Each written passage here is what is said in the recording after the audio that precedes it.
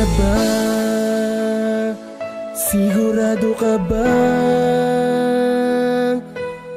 Ako'y iiwanan mo ng mag-isa.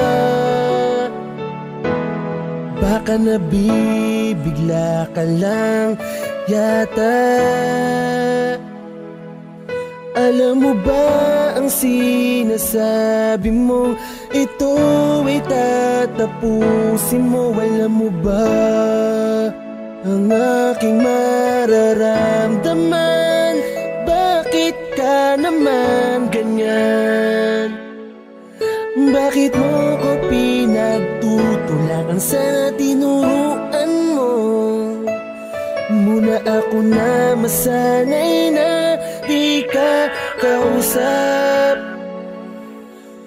Gustuin ko man pero alam ko hindi na maibabalik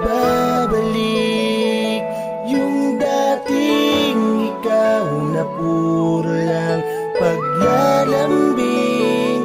Sayang lang mga masasayang alaala natin.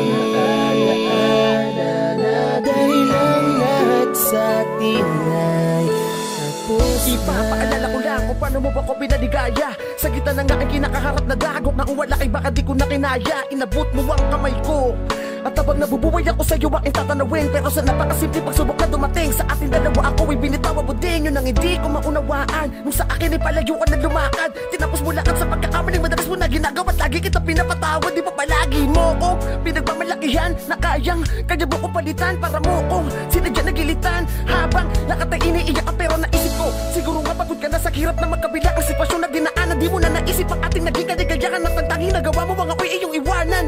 Para kung nagpapakamatay sa ting sumasagi ang alaala na nakatatak sa utak. Sinanay mo kasi ako na kung hindi palagi magkasama sa telepono na magdamag magkausap. Gama ko na nagsasawa ka na sa dahilang madalas ka nang naaasiwa. Pero kasakit ka man magsalita ni minsan di ko nagawang mga liwa. Sana masaya ka na ngayon, di na uwaasa na ako ay muli mong mamahalin. Ang marka na iniwanan mo dito sa aking puso, pagkaaral ang unang tanggalin.